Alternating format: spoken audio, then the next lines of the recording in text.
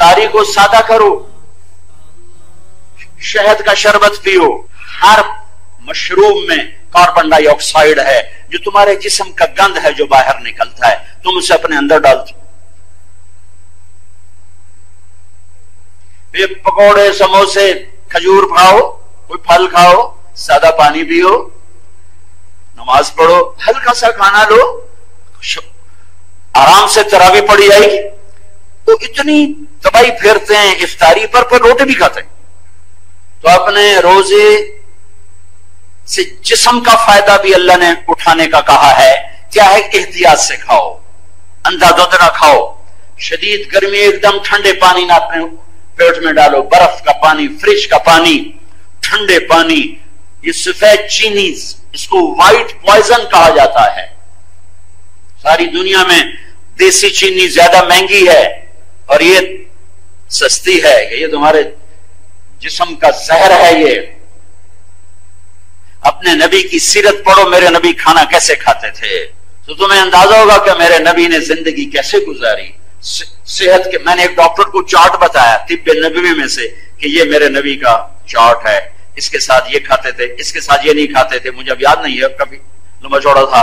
وہ ڈاکٹر سے کہنے لگا جو آدمی اس چارٹ پہ عمل کرے، کوئی تقدیروں ہرے ہوئے تو ہرے ہوئے بیمار نہیں ہو سکتا، کوئی اوپر سے آزمائش آ جائے تو الگ بات ہے، یہ چارٹ پہ چلنے والا بیمار نہیں ہو سکتا۔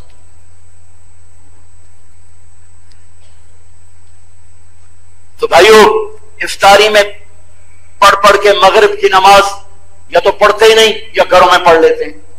دوڑو مسجد کی طرف، ہلکی افطاری کرو، مسجد کی دوڑ لگاؤ، تراویح پڑھو۔ تراویح پہ اللہ نے کیا دیا ہے؟ جس نے تراویح کو ادا کیا رمضان میں اس کے پچھلے سب گناہ معاف ہو۔ تراویح کے ہر سجدے پہ 1500 نیکی لکھی جاتی ہے۔ تراویح کے ہر سجدے پہ جنت میں ایک محل بنتا ہے جس کے 60,000 سونے چاندی کے دروازے ہیں۔ بہت بڑا طبقہ۔ پہلے دن مسجد بڑی بھری ہوگی، یہ عائشہ مسجد میں اب تو مجھے بہت عرصہ ہو گیا رمضان یہاں گزارے، سفر ہی سفر ہے، لیکن کئی رمضان پہلے 3 دن بڑا رش، چوتھے دن ادھی صف گئی، اگلے دن ہور گئی، اگلے دن ہور گئی، 5ویں دن وہی پرانے بندے۔ مسجدوں کی دوڑ لگاؤ، مسجدوں کی دوڑ لگاؤ۔ اللہ کے عرش پہلے آسمان پہ آ جاتا ہے اور ایک فرشتہ اعلان کا، یا باغ الخیر اقبل و ابشر، ارے بھلائی کے چاہنے والے تجھے مبارک ہو، آگے بڑھ آگے بڑھ۔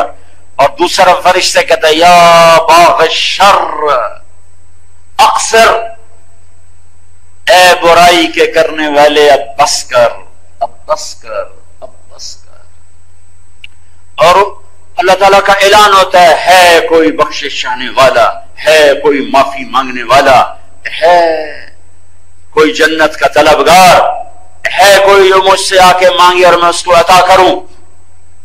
عرش پہلے آسمان پہ رہتا ہے، 29 کی رات تک عرش پہلے آسمان پر رہتا ہے۔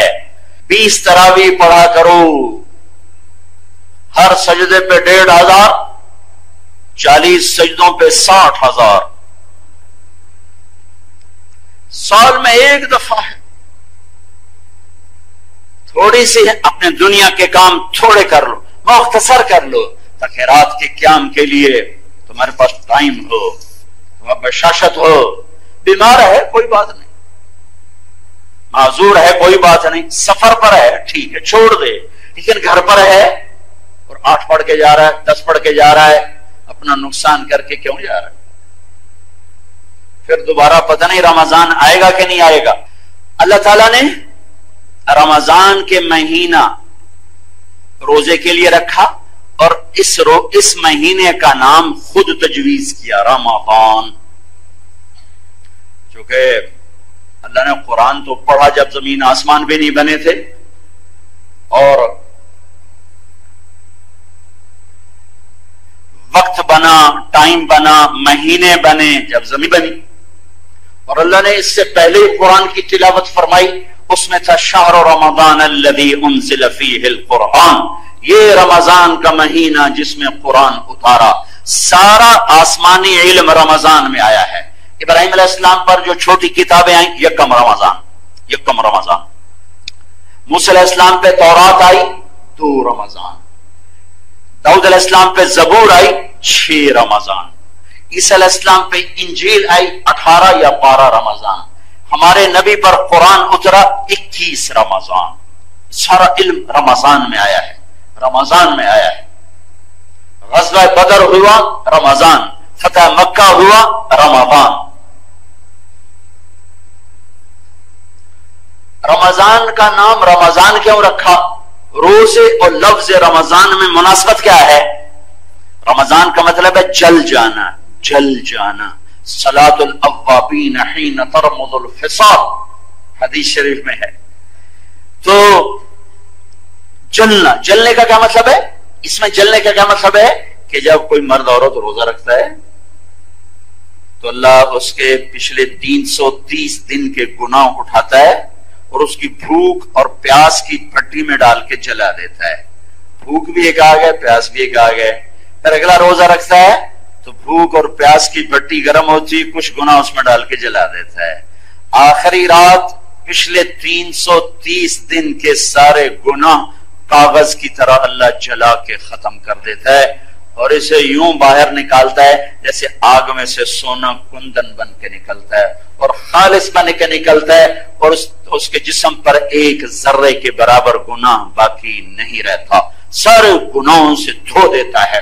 और ईद की नमाज पर अल्लाह ऐलान करता, आओ मांगो, दुनिया मांगोगे जो मुनासिब होगा वो दूंगा, आखिरत जो मांगोगे जितनी मांगोगे उतनी दूंगा, वही दूंगा जो मांगोगे वो दूंगा। रमजान जल जाना, क्या जलता है फिर रमजान में? इसमें रोजे रखने वाले के गुनाह जलते हैं और आखिरी रात सारे गुनाह जल के राख बन के हवा में उड़ बिखर जाते हैं और ये ऐसे हो जाता है जैसे आज मां के पेट से निकला हो। इसलिए उलमा कहते हैं रमजान के बाद की मौत बड़ी मुबारक मौत है कि अभी गुनाहों का खाता खुला नहीं और हो गया। और जो रमजान में मरा उसका कोई हिसाब नहीं, जो जुमे की रात मरा उसका कोई हिसाब नहीं। अब ये तो अल्लाह ही नसीब करता है। तो रमजान की मौत दिन में मरे, रात में मरे, दोपहर में मरे, शाम में मरे, कब्र का हिसाब कोई नहीं। जब एक दफा हिसाब नहीं लेगा अल्लाह तो फिर ईद के बाद थोड़ा ही खाते खोलेगा, वे ले आओ वे खाते कटोए दे। फिर इसमें एहतिकाफ है आखिरी अशरे में, माशाल्लाह मस्जिद अब आबाद होती है, अल्लाह का शुक्र है, बहुत एहतिकाफ में बैठते हैं, माशाल्लाह जवान बहुत होते हैं, मसाइल सीखे बगैर बैठ जाते हैं। जब आप में से कोई भाई एहतिकाफ में बैठना चाहे तो पहले उलमा से उसकी शराइत पूछ ले ताकि 10 दिन की मेहनत जाये ना हो जाए, और जब वो टूट जाता है तो फिर वो बरकतें खत्म हो जाती हैं।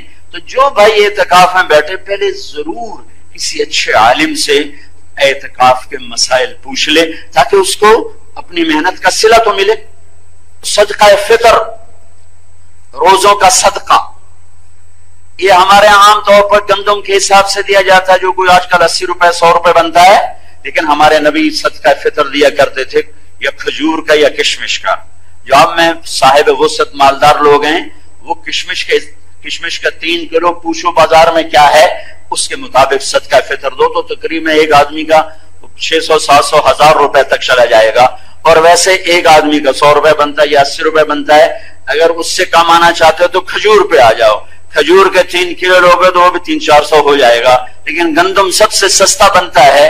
तो जो वसत रखते हैं मैं उन्हें कहूंगा अपने नबी का तरीका इख्तियार करो, किशमिश का रेट लगवाकर, अच्छी किशमिश का रेट लगवाकर या दरमियाने दर्जे की किशमिश का रेट लगवाकर उसके हिसाब से आप गरीब को जाके ये पहुंचाओ, ईद से पहले पहले पहुंचाओ कि अल्लाह ताला उनके घर में भी खुशी पहुंचाए और अल्लाह उनको भी खुशी अता फरमाए और तुम्हारे रमजान का सदका हो जाए, मैल कुचैल जो उसमें रोजे में था वो साफ हो जाए, पाक हो जाए।